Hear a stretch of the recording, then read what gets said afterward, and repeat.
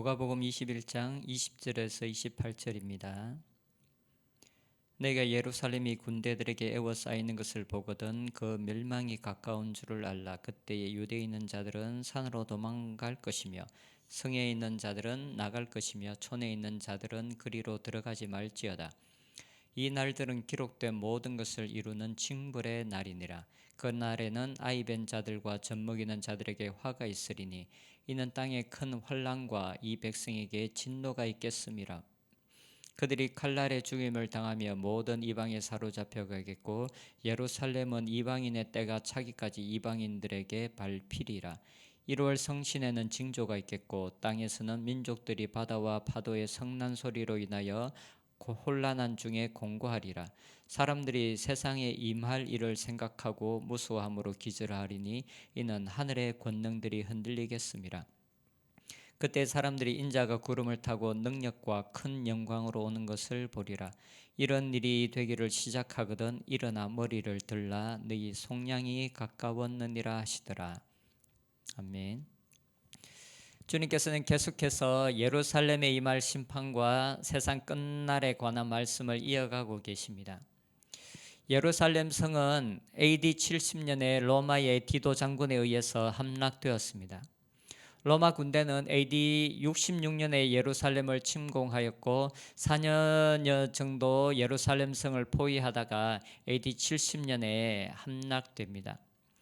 예수님께서 말씀하셨던 것처럼 성전에 돌 하나도 돌 위에 남지 않을 정도로 그 당시의 상황이 처참했다라고 말합니다. 역사가 요세푸스에 의하면 그 당시 로마군에 의해서 죽임을 당한 유대인들이 110만 명이라고 합니다. 그리고 한 10만 명 정도의 사람들이 애굽과 로마 전역으로 포로로 끌려갔다라고 합니다. 정말 어마한 수의 사람들이 죽임을 당하였고 많은 사람들이 포로로 끌려갔습니다.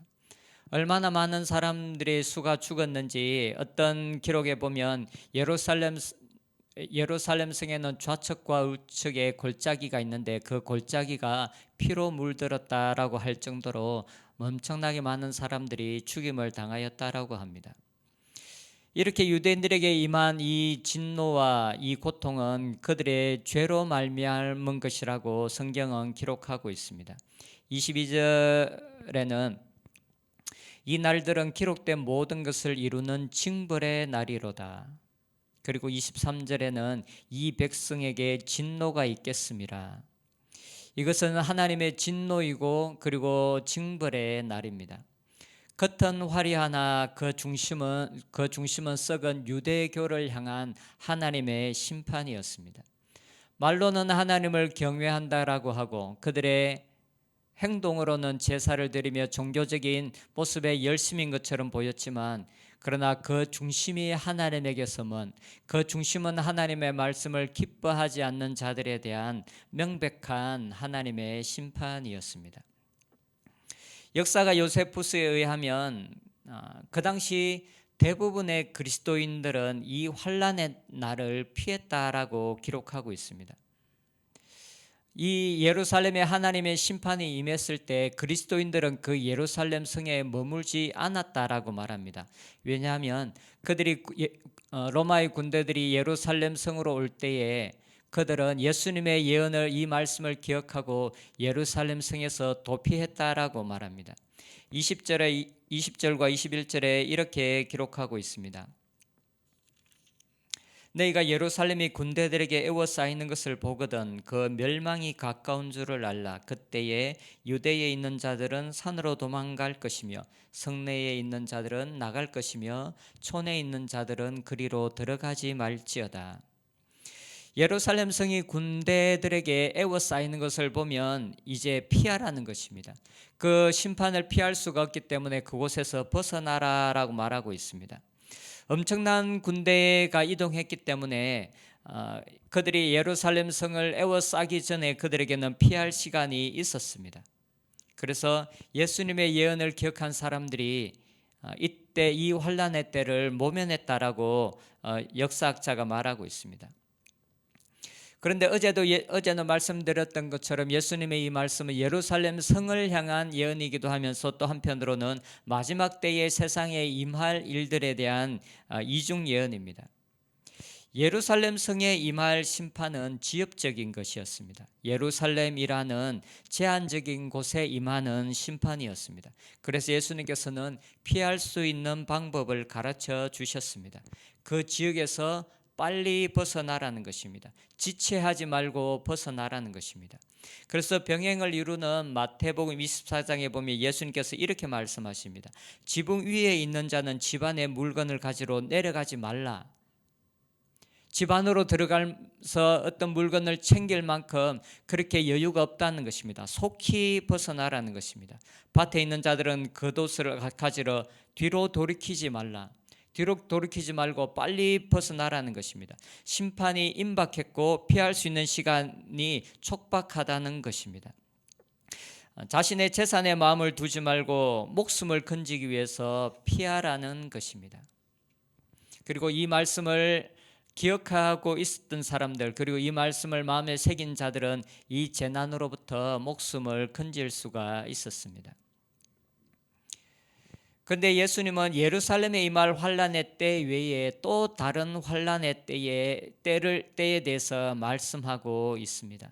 그런데 이 환란은 지엽적인 것이 아닙니다. 어떤 한 공간에 제한된 것이 아닙니다. 온 땅에 임할 심판, 온 땅에 임할 환란의 때에 대해서 말씀하고 있습니다.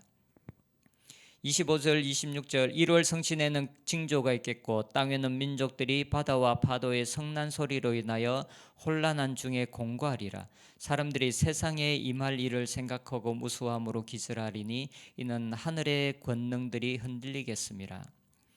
이것은 한 민족에게 임하는 혼란의 때가 아닙니다. 이것은 모든 민족에게 임하는 공고한 때, 환란의 때입니다.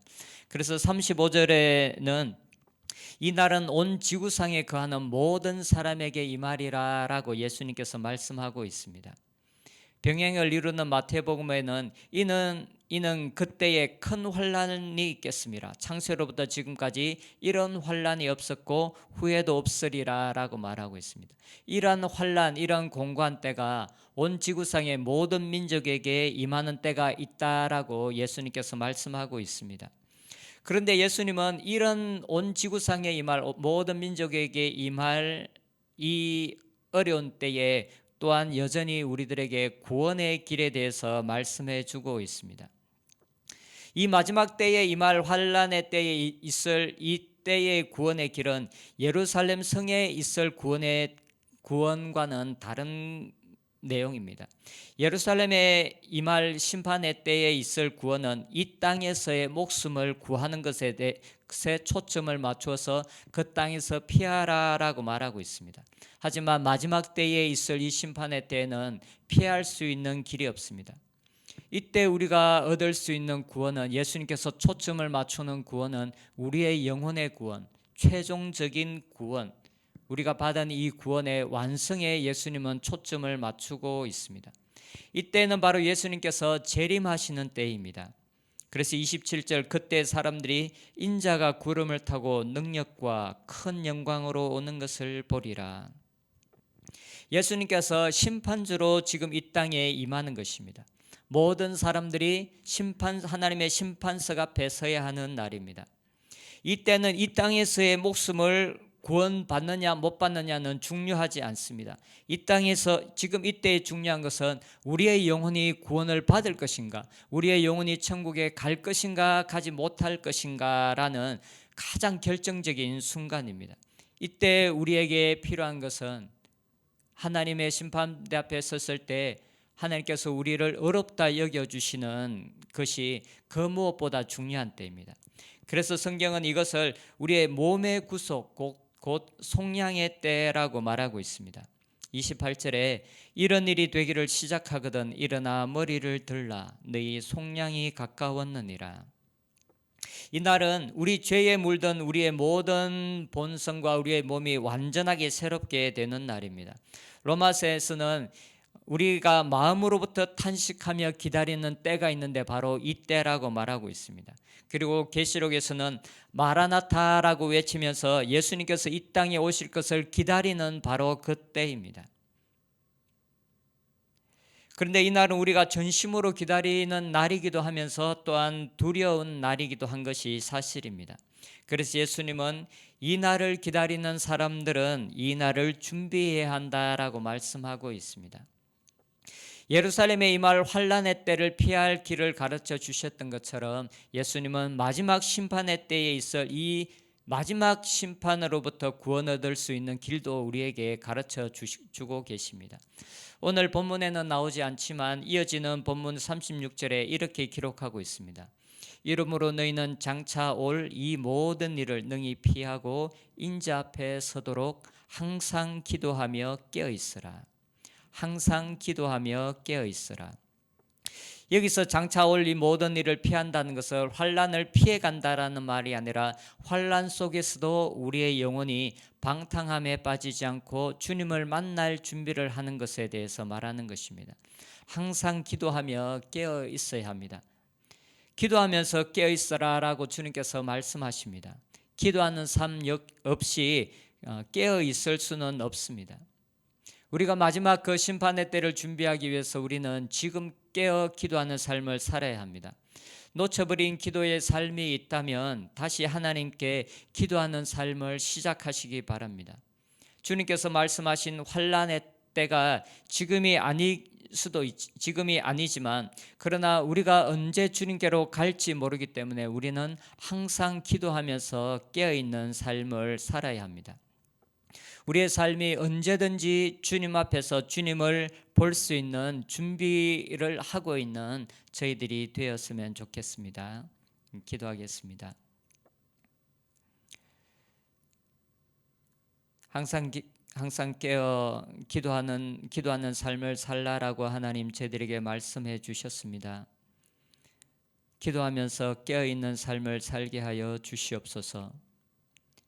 지금이 예수님께서 말씀하신 그 환란의 때가 아니라 할지라도 우리가 언제 주님 앞에 설지 모르는데 하나님, 우리가 이 땅에서 살아가는 이 모든 시간들을 주님께서 이 땅에 오시는 날을 기다리는 삶을 살게 해주시고 그리고 주님을 기다리는 삶을 준비하면서 살아갈 수 있도록 하나님 은혜 내려 주시옵소서. 그래서 우리가 주님 앞에 섰을 때 착하고 충성된 종아라는 말을 들을 수 있도록 은혜 내려 주시옵소서. 예수님의 이름으로 기도드립니다. 아멘.